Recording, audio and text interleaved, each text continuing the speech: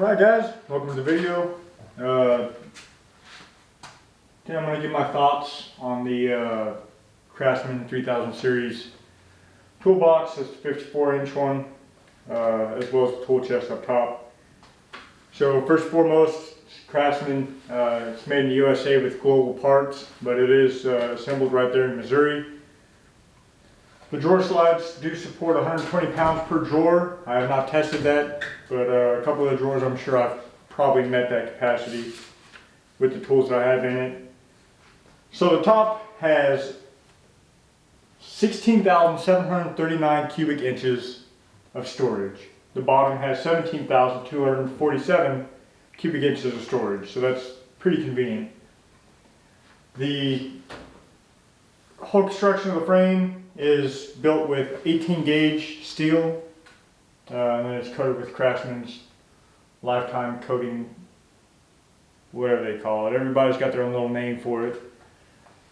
It's a pretty color. The top, 54.7 by 22.2 deep by 27.7 tall. So approximately 55 by 23 by 28. You can see I'm 6'5", and at the edges I'm just about at the edges. So as far as height goes, if you do plan on getting both sets, it's pretty high. Not too inconvenient though. I can still reach everything up here. It's not going to be an issue for a little guy like me. Now the bottom does come with 6-inch casters, 6-inch by 2-inch wide. They support 3,000 pounds. 2 of them are swivel casters, 2 of them are fixed, so if you're trying to maneuver it into a little tight spot, it does get tricky with only 2 casters being able to swivel. If you've ever moved a toolbox around on casters, you definitely know what I'm talking about. It would have been way better off just having all 6 of them swivel.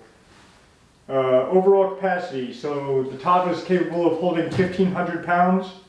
The bottom is capable of holding 2,500 pounds. So that's quick beer math, that's 4,000 pounds. The casters are only able to support 3,000 pounds. They don't sell it or market it as a set. The casters will support the weight of the bottom, weight alone, with a little bit overage, this being your little bit overage. So if you've got this maxed out and you want to get one of these, you're going to have to keep it light. I've owned this thing for a couple of months. Not disappointed in it by any means. A couple things I have noticed, however. The weight distribution in the drawers plays a big part, especially the long drawers. If I've got all my weight shifted to one side, the nice soft closed doors don't like to close all the way. And you can see this one is my biggest offender of that.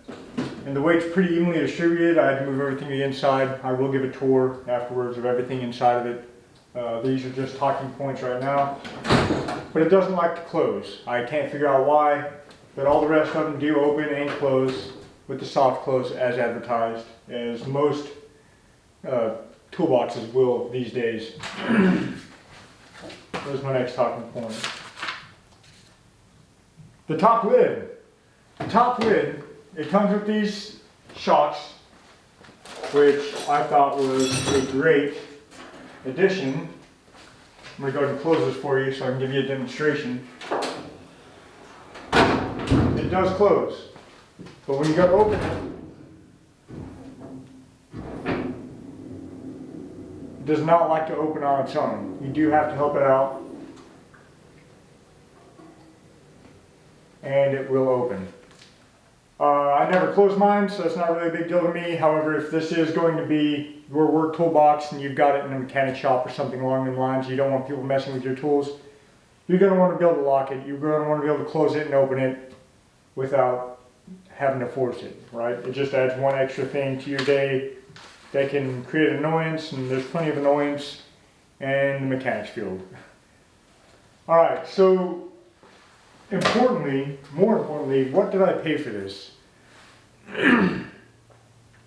Lowe's had the sticker price set at $13.56 or $13.57 for the pair.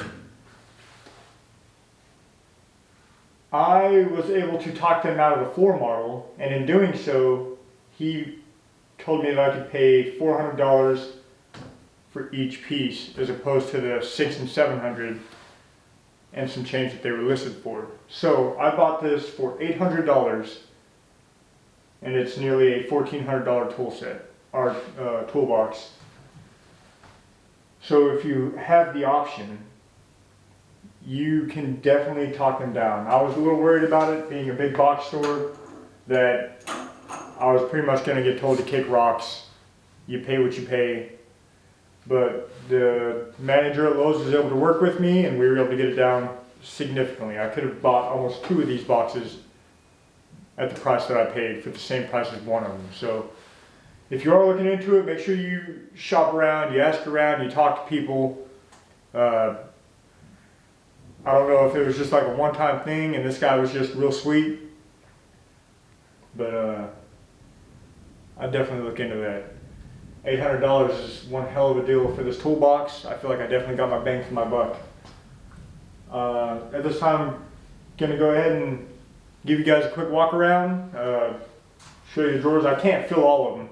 I thought I had a lot of tools until I went to start filling this thing up.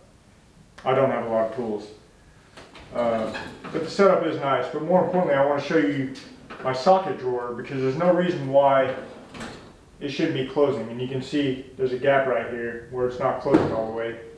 I've taken the drawer out, I've greased up the sliders, done everything I could think to do. I have no idea why it will not close. Another thing I'd like to point out about this real quick before we get into that. You got your pegboard mounting back here. I've got my little speaker mounted up on there. It does come with 6 plugs, 110, and it has 2 USB ports. USB ports are super handy for things like this, the light that I'm using to light up. It's magnetic, it's just a husky light, super cheap, but it gets very, very bright. You can definitely light up your area. It's magnetic on the bottom, but you don't replace the batteries, you have to charge it.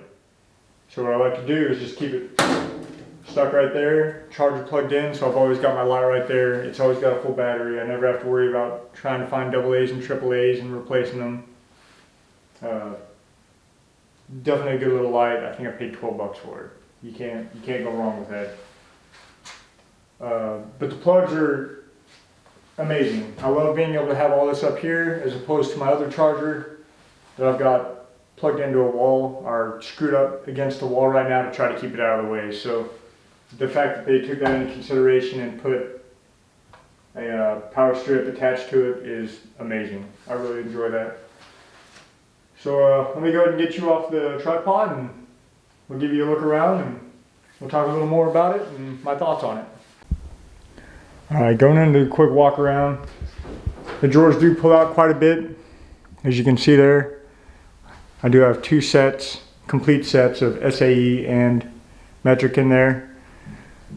It's definitely very, very nice to have that much room. That drawer is kind of a mess of just all the little random things I use and have accumulated. This is the drawer that I cannot get to close all the way. I don't know why. Everything looks straight. Not really sure what's going on. You can see I've moved all of the weight into the middle to try to alleviate it not wanting to close. But you can see right there, it did not want to close all the way. And that's the only drawer that does it. Then you've got places for your little bits. I've got all my drill bits and little accessories put up in there. Screwdrivers, Allen keys, razors. All my grinding wheels. These are actually tenon cutters for Amish furniture. If you go to my Facebook, you can go to woodworking. You can see some of the furniture I built. I built beds, chairs, all kinds of stuff on some of the property that I used to own there in Georgia. Quick shout out to these. Pack 50 of them for $20 on Amazon. Go ahead and look those up. They're amazing cutting wheels. I have not had any issues with them. and they are far better than this crap that likes to break the second it hits anything. It likes to break. So these, you see that one's been used. Definitely do a much better job than the DeWalt. So if you're looking for wheels for your grinder, give that one a look. See if we can get you zoomed in a little bit. Yeah, give those a look. Definitely worth your time. And cheap, real cheap. Alright, moving down. This is my random little bit of everything drawer. It's got pry bars, hammers. Yeah. Just a little bit of everything. A completely empty drawer. Ooh, that does bring me to the next point. It does come with all the matting from the top down. So if matting's a big deal to you, then it does have that. It also has lock and key. I don't have any problems with them working. It all works pretty good for me. Sandpaper. Can never have enough of that. I forgot that was even in there, I'm not gonna lie. All the power tools. The camera I'm currently using right now to film this video. If we can get some focus going. They said there's an update for this camera. I need to go ahead and look into that. So all my power tools. I do enjoy it that there's a huge drawer on the bottom for that. This drawer I got an extra power strip, zip ties. Never have enough zip ties. Scale, tape, scales to weigh how much scrap metal and stuff that I've got. Give myself an idea before I get there. Staples, brads, staple guns. This one's random knives and just cleaning stuff that I've just got laying around. If anybody knows what this is, go ahead and leave it in the comments below, huh? Be really excited to see if you know what that is. I'll give you a hint. A master gunner would use it. Alright, so the top, there's a charger. You see I've got the USB there. It plugs this in. And you got 6 ports. Batteries are charging. iPro, all that fun stuff. Random nuts and bolts. I keep a pretty small selection. Don't really need too many of them. And I imagine that's something I'm going to get quite a bit of. I actually just threw a whole bunch out. Let's go ahead and talk about this piece real quick. I haven't really found a way to use it yet, but when I do, I'll definitely be happy about it. So I got this at Walmart. It's a little back-plated magnet thing. Just smack it on. It's a decent little tool tray. It's got plenty of little space. I mean, if you're working under a vehicle or something, I imagine it's real nice to have. Ooh. But for right now, I don't really have a place for it, so I kind of waste my money. Alright, the caster's underneath. You do have the 2 fixed. Let me get some light on this. Okay, 12 bucks, you'd be able to do that.